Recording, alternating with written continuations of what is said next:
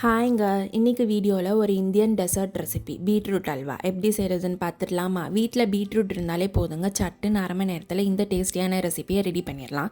அது ரெடி பண்ணுறதுக்கு தேவையான பொருட்கள்: 250 கிராம் பீட்ரூட்டை கிரேட் பண்ணி எடுத்துக்கலாம். தேவையான அளவு பாதாம் முந்திரி எடுத்துக்கலாங்க.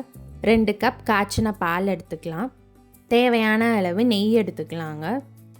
2 ஏலக்காவை இடித்து சேர்த்துக்கலாம். ஒரு 1/2 கப் சுகர் எடுத்துக்கலாங்க. ஒரு பேனில் நம்ம எடுத்து வச்சுருக்க கீ சேர்த்துக்கலாம். நான் 3 ஸ்பூன்ஸ் ஆஃப் கீ சேர்த்துக்கிறேங்க.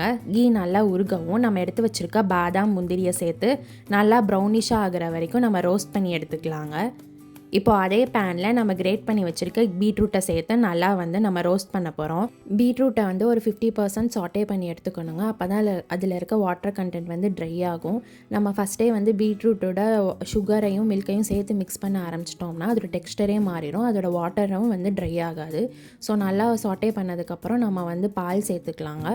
பால் ரொம்ப அதிகமாக சேர்த்தோம்னா பீட்ரூட்டோட ரா ஸ்மெல் இருக்காது. கம்மியாக சேர்த்தா அதோட ரா ஸ்மெல் இருக்குங்க. உங்களுக்கு தேவைக்கு ஏற்ற மாதிரி நீங்கள் சேர்த்துக்கலாம். சேர்த்து நம்ம அந்த பாலே பீட்ரூட்டை வேக வச்சு எடுக்க போகிறோங்க. ஸோ அப்பப்போ நம்ம கிளறி விட்டுக்கிட்டே இருக்கணும், இல்லாட்டி அது அடிப்பிடிக்க ஆரம்பிச்சிரும். பீட்ரூட் 95% நம்ம பாலே குக் பண்ணி எடுத்துக்கணுங்க. நல்லா சாஃப்டாக குக் ஆகிருக்கணும். நம்ம கிரேட் பண்ணியிருக்க அந்த பீசஸ் எல்லாம் நமக்கு விசிபிளாக இருக்கணுங்க. அப்போ தான் சாப்பிடும் போது அதோட டெக்ஸ்டர் மாறாமல் இருக்கும்.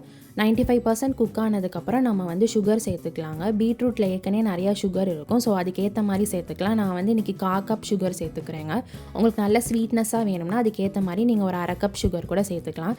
சேர்த்துட்டு நல்லா அந்த சுகர்லேயே நல்லா மிக்ஸ் பண்ணி எடுத்துக்க போகிறோங்க. சுகர் சேர்த்துருக்கனால லைட்டாக அந்த சுகர் கரைஞ்சி தண்ணியாக வர ஆரம்பிக்கும்.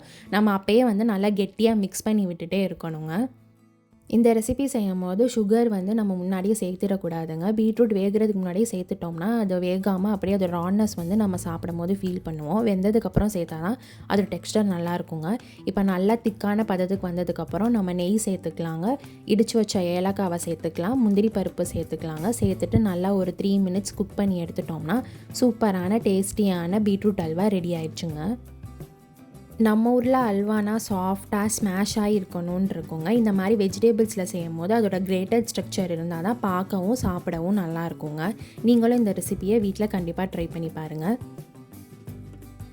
இந்த ரெசிபி உங்களுக்கு பிடிச்சிருந்துச்சுன்னா Sooru-Ready-ah யூடியூப் சேனலை லைக், ஷேர், சப்ஸ்கிரைப் பண்ணி பெல் பட்டனை கிளிக் பண்ணிக்கோங்க. தேங்க்ஸ் ஃபார் வாட்சிங்.